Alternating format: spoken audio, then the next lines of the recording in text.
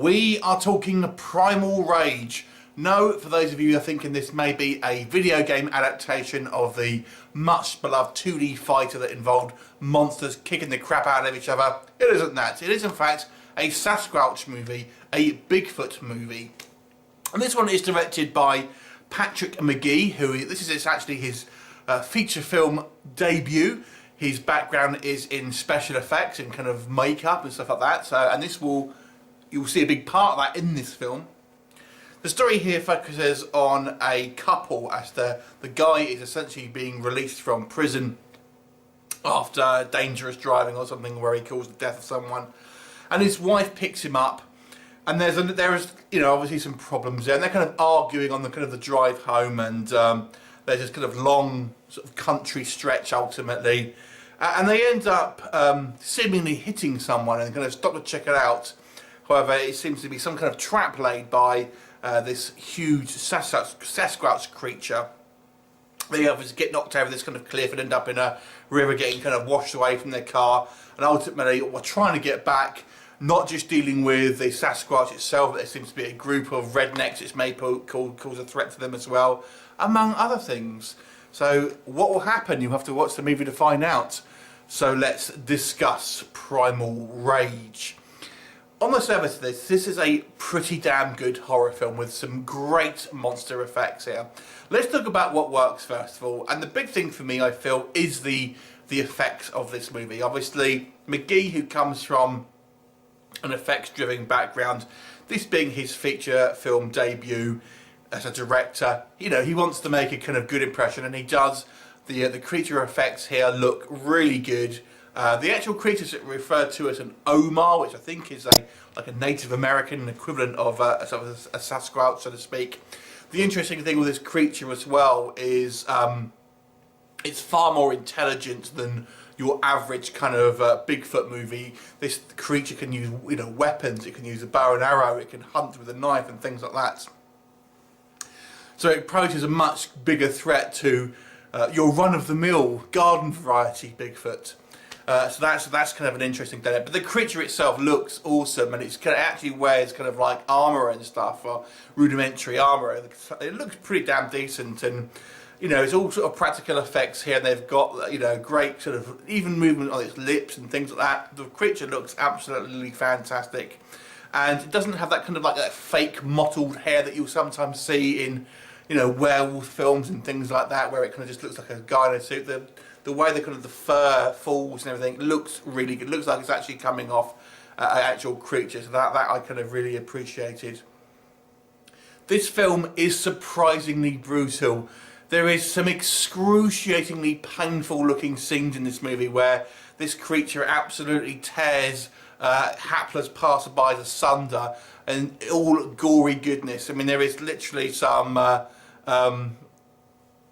horrible kind of like gory effects here, but in a good way, ones that you'll enjoy. But if you're the squeamish type, this may be maybe not for you, because it does get pretty damn brutal in times, but it's very effective. And obviously when those scenes hit you, I mean, it's not the whole way the movie through, but when those scenes hit you, you really kind of feel it, and you really kind of feel the burn, so to speak.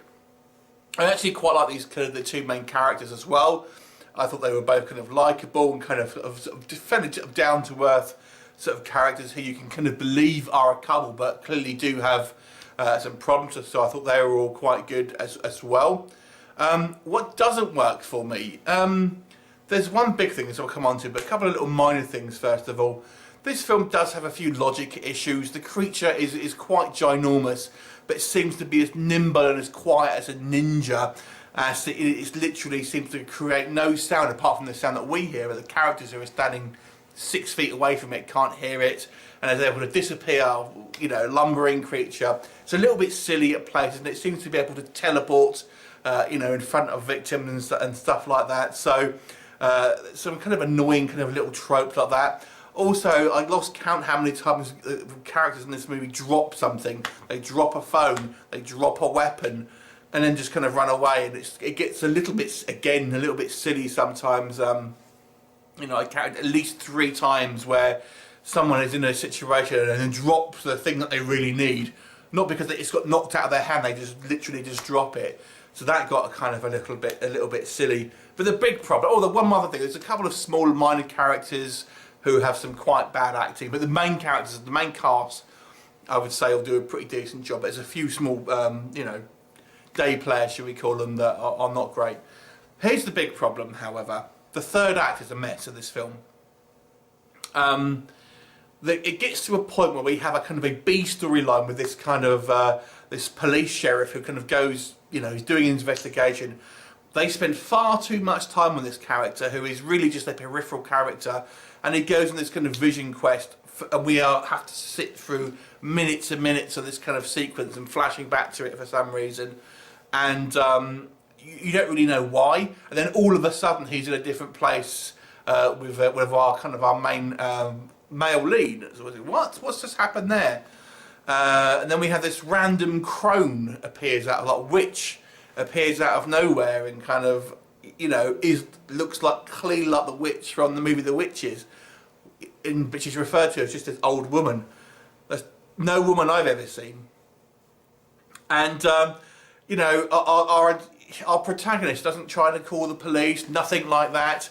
The third act's just a mess. It just really goes, unfortunately, from a storytelling perspective, just down the toilet. I mean, it's the fun.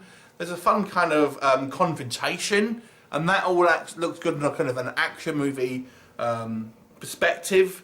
But from a story perspective, the third act is a complete mess, unfortunately, which is a shame because the first two acts were quite good, and the threat of this kind of this group of rednecks where they could just be, you know, messing with our couple, they could have sinister intentions, you don't really know where they're kind of coming from.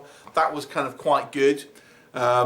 Yeah, so unfortunately it was a bit of a letdown, and the ending story was just such a mess. I found myself losing interest in it, which is a shame because it had done a good job of really holding my interest and making me intrigued in this story as the